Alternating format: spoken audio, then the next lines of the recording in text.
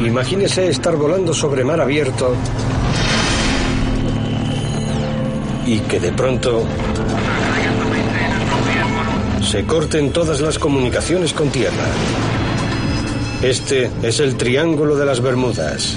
Durante cientos de años, aviones y barcos se han esfumado en su diabólica geometría. ¿Pero de qué se trata exactamente? ¿Un mar de olas gigantes? ¿Un vórtice meteorológico? ¿Una misteriosa fuerza electromagnética? ¿O un mero producto de la imaginación? Sondamos las tenebrosas profundidades del Triángulo de las Bermudas para tratar de aclarar el misterio de una vez por todas.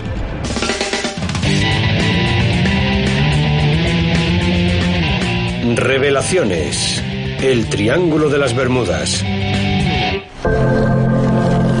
Las cristalinas aguas del Océano Atlántico parecen el mejor lugar para tumbarse en la playa y relajarse. Pero las apariencias engañan. Porque en este paradisíaco entorno se oculta un sector mortal del que algunos piensan que es imposible escapar. El Triángulo de las Bermudas.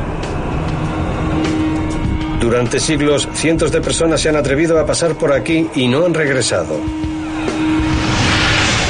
El Triángulo de las Bermudas cubre una superficie de aproximadamente 1.300.000 kilómetros cuadrados entre Florida, Puerto Rico y las Bermudas.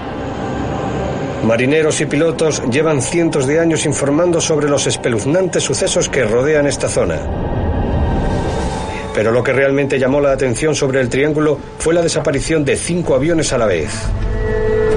El 5 de diciembre de 1945, una escuadrilla de 5 torpederos TBF Avenger se preparaba para iniciar una misión de entrenamiento rutinario en la base militar de Fort Lauderdale. Era el vuelo 19. David White, piloto retirado, era el instructor de vuelo asignado aquel día, junto al comandante de la escuadrilla, Charles Taylor. Cuando le destinaron a Fort Lauderdale, era uno de nuestros instructores más experimentados. El día estaba despejado y el mar estaba en calma, pero a mitad de camino Taylor informó de que algo pasaba. Dijo que las brújulas no les funcionaban. Y eso es algo que, aunque ocurre en ocasiones, no es nada frecuente. Los controladores aéreos trataron de guiarlos de vuelta, pero sus señales cada vez se debilitaban más. En cuestión de horas, los 5 aviones, con un total de 14 personas a bordo, habían desaparecido por completo. Varios aviones de rescate peinaron el mar y el cielo. David White iba en uno de ellos. Rastreamos minuciosamente durante varios días y no encontramos nada. ¿Cómo pueden desaparecer 5 aviones sin dejar rastro? Una de las teorías sostenía que una extraña fuerza electromagnética había alterado sus instrumentos de navegación. Otros decían que una extraña niebla electrónica mortal se había tragado a los aviones. O quizás los habían abducido los extraterrestres.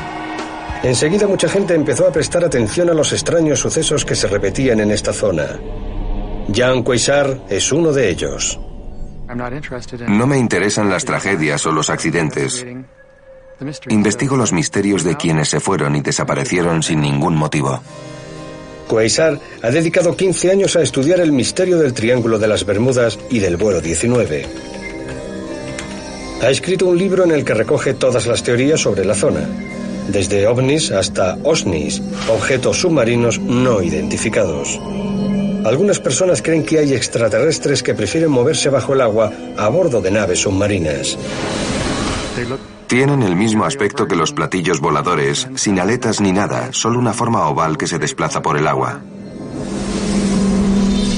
Parecerá inverosímil, pero hay una historia que sucedió en los años 60 que hace pensar en los OSNIs. Y es uno de los sucesos más significativos del Triángulo. Una noche del mes de diciembre, en Miami, Dan Borak y el padre Patrick Horgan se preparaban para salir a navegar en el Witchcraft. Poco después de haber iniciado la travesía chocaron contra algo. Se quedaron sin potencia y a las 9 en punto, Borak avisó a los guardacostas. Guardacostas, llamada de socorro del Witchcraft. Les describió su posición exacta, junto a una boya de amarre concreta. En el barco disponían de chalecos salvavidas y todo tipo de dispositivos de flotación. Se suponía que era imposible que se hundiera. Pero cuando la ayuda llegó, minutos después, el Witchcraft había desaparecido. No había rastro de la embarcación ni de los tripulantes. No hay ninguna explicación, por eso es un misterio. Estaban ahí parados, esperando la ayuda, en un barco que no se podía hundir. Según Quasar, esta es una de las desapariciones más desconcertantes del Triángulo. Pero la más impresionante de todas es la del USS Cyclops, un buque carbonero de 19.000 toneladas que comenzó su travesía en 1918. Era un barco poco común, con unas altas plumas de carga para almacenar el carbón. El trayecto debía llevar unos días, pero el Cyclops llevaba unos 90 años de retraso. No se recibió ninguna llamada de socorro y desapareció sin dejar rastro. Se considera el mayor misterio de la historia de la Armada estadounidense. El Triángulo de las Bermudas lleva años desconcertando a quienes lo estudian. Es posible que la historia de Bruce Gernon, un piloto aficionado, nos dé algunas pistas sobre las condiciones atmosféricas del Triángulo. El 4 de diciembre de 1970, Gernon estaba volando cerca de las Islas Bimini cuando vio una nube un tanto extraña. Tenía unos bordes sedosos. Avancé y empecé a ascender y resultó que estaba justo en mi trayectoria.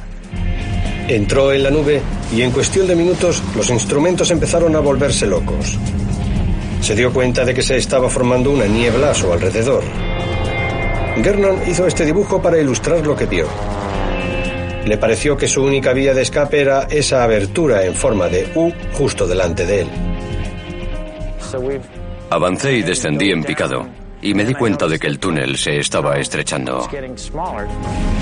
Veía destellos de luz a su alrededor, pero no era una tormenta eléctrica. De repente, se empezaron a formar unas extrañas líneas alrededor del avión. Eran como unas grietas, a través de las que podía ver un cielo totalmente despejado. Hablo de ellas como líneas de tiempo, porque me pareció estar viendo el tejido del tiempo mismo. Por fin consiguió salir del túnel, pero aún no había dejado atrás las nubes y la peor parte de su viaje estaba por llegar.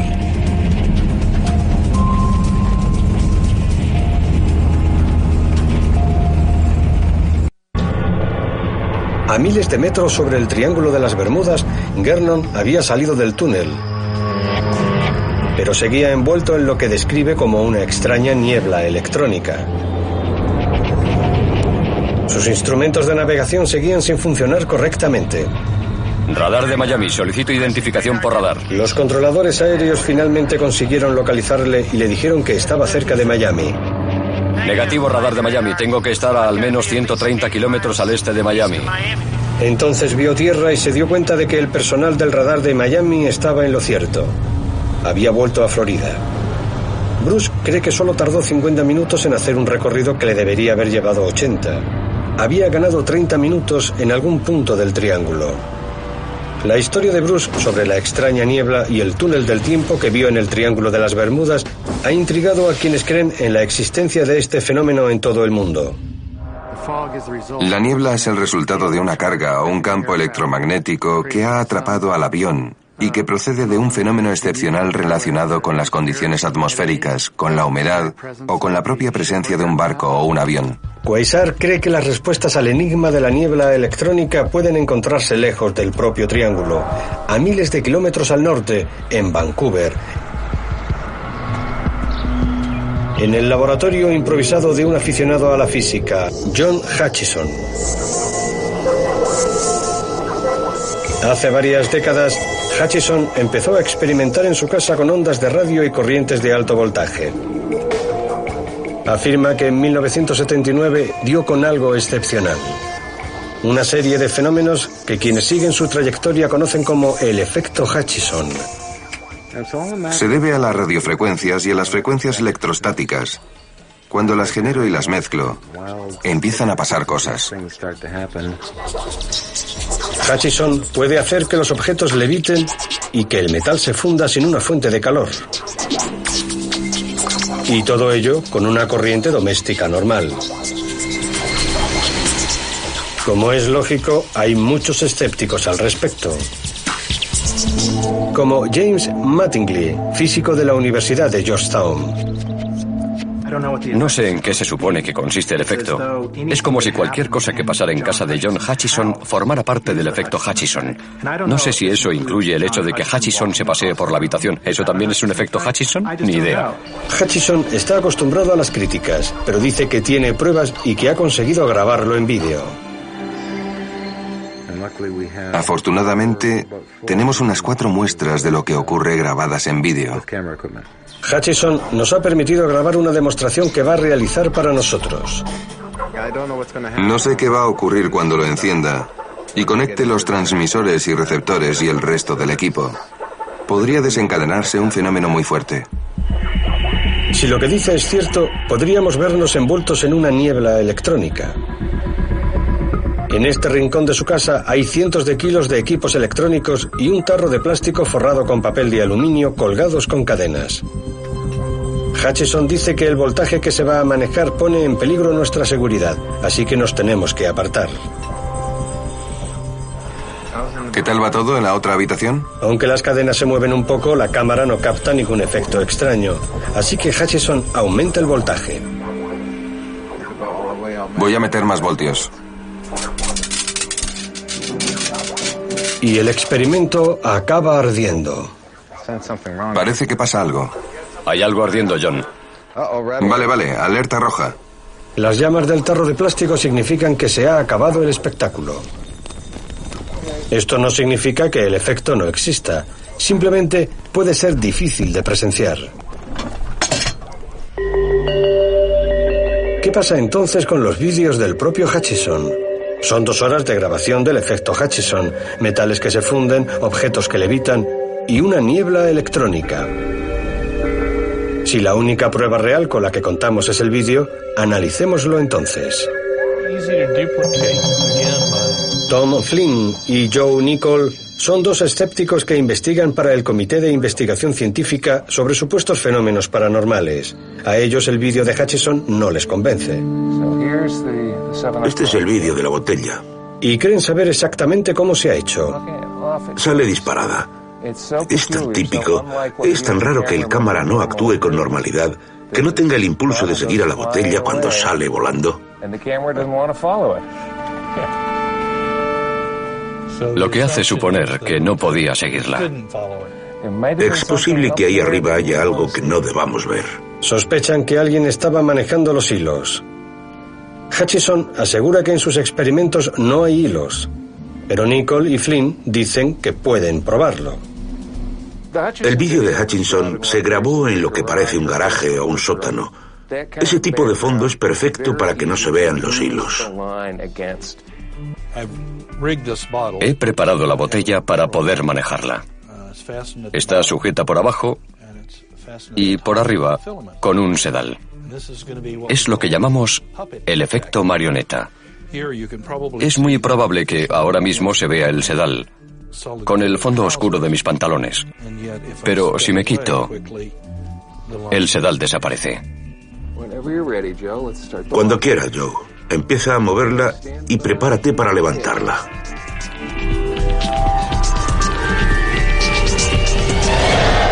Nichol y Flynn han recreado la levitación de la botella de Hutchison con un simple truco de magia. ¿Pero podrán imitar la niebla electrónica? Lo primero que hemos hecho ha sido reproducir el efecto de la luz de fondo, que, como podemos observar en la grabación original, es redonda, intensa y con un reflejo en el centro, igual que si fuera una bombilla normal. Así que hemos colocado una bombilla normal en un pie y vamos a crear la niebla semimetálica con un metal expandido, que realmente es un estropajo de cocina. Y lo vamos a mover muy rápido y muy cerca de la lente para que esté desenfocado. Estamos proyectando mucha luz. Así que aparecen sombras y contrastes, y así es como se crea un efecto de zonas luminosas y zonas opacas, con una materia irreconocible delante de la lente. Y el resultado es muy parecido a la niebla electrónica. Nada de lo que el señor Hutchison ha hecho prueba nada. Tiene que demostrar su efecto ante científicos creíbles y en condiciones controladas, en las que los trucos estén descartados. ¿Es posible que esta niebla electrónica nos esté desorientando a nosotros y alejándonos de la auténtica respuesta? ¿Podría haber algún otro fenómeno, con mucha fuerza pero totalmente natural, que esté detrás de los sucesos del Triángulo de las Bermudas? Es el momento de consultar a la comunidad científica establecida y aplicar algo de sentido común a los casos del Cyclops, el vuelo 19 y el Witchcraft. Las tres historias son trágicas, pero la del Witchcraft es particularmente desconcertante. Dos hombres emprendían un viaje de placer para ver las luces de la ciudad de Miami desde alta mar. De repente el barco chocó con algo y desapareció minutos después de que los tripulantes hubieran hecho una llamada de socorro con toda tranquilidad. Pero de hecho, nadie sabía dónde estaba exactamente la embarcación y el tiempo no ayudaba mucho. El escritor Larry Kush investigó los hechos que rodearon la desaparición del Witchcraft. No estaban situados exactamente donde dijeron estar, lo que lo habría convertido en un hecho aún más misterioso. No se encontró nada, y aquella noche había una fuerte tormenta. Pero los guardacostas llegaron a los 19 minutos de la llamada de socorro. ¿Cómo podía haber desaparecido el barco por completo tan rápidamente? Nunca se encontró ni rastro de un barco que supuestamente no se podía hundir. Se puede recurrir a la teoría de que un ovni o un OSNI abdujeran la embarcación para revestirlo de misterio. Pero lo cierto es que es difícil encontrar a quienes se pierden en el mar, incluso con unas condiciones favorables. Jim Noe lleva 13 años trabajando como experto en salvamento en los guardacostas de Miami.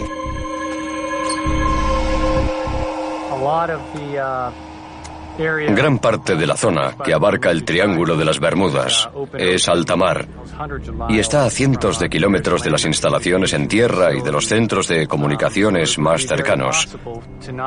Así que es muy posible que se desconozca la ubicación exacta de un barco o de un avión que se haya hundido allí. Sumado a este factor, hay que tener en cuenta el efecto de la corriente del Golfo, una corriente de gran fuerza y velocidad que viaja desde el Caribe hasta el Atlántico Norte. Cuando un barco o un avión se hunden, la nave se ve azotada por fuertes vientos y corrientes que esparcen los restos a varios kilómetros, a veces en cuestión de minutos. Parece que la desaparición de los restos no es tan enigmática como algunos creen. Puede resultar muy tentador pensar que las desapariciones del Triángulo de las Bermudas se deban a fenómenos paranormales como la niebla electrónica o los extraterrestres. Pero de hecho, el sospechoso número uno es el tiempo. En el Triángulo de las Bermudas convergen varios tipos distintos de condiciones meteorológicas y del estado del mar. Hay una corriente atmosférica en chorro que viene del norte, los vientos alisios que vienen del sur y además, en el límite occidental, la corriente del Golfo, una corriente oceánica propiamente dicha. En el Triángulo de las Bermudas pasan muchas cosas de las que no recibimos noticia. Trombas marinas, tormentas blancas y otro tipo de fenómenos meteorológicos de menor escala que pueden ocurrir en tan solo unos kilómetros y no los presencia nadie, ni nadie los pronostica. Aparecen de repente y desaparecen en un momento. Y si no estás justo al lado, ni siquiera te vas a enterar de que se han producido. Una tromba de agua puede hacer pedazos un barco o un avión. Y también están las olas gigantes, que son paredes de agua de 10 pisos de altura, con una fuerza y una velocidad asombrosas, que salen de la nada y pueden llevarse por delante a los barcos más grandes. Pero está claro que no fue una ola lo que hizo desaparecer el vuelo 19, en el que 14 hombres se volatilizaron sin explicación alguna. Los hombres de aquella escuadrilla eran pilotos experimentados. Si bien es verdad que era la primera vez que el comandante hacía esa ruta.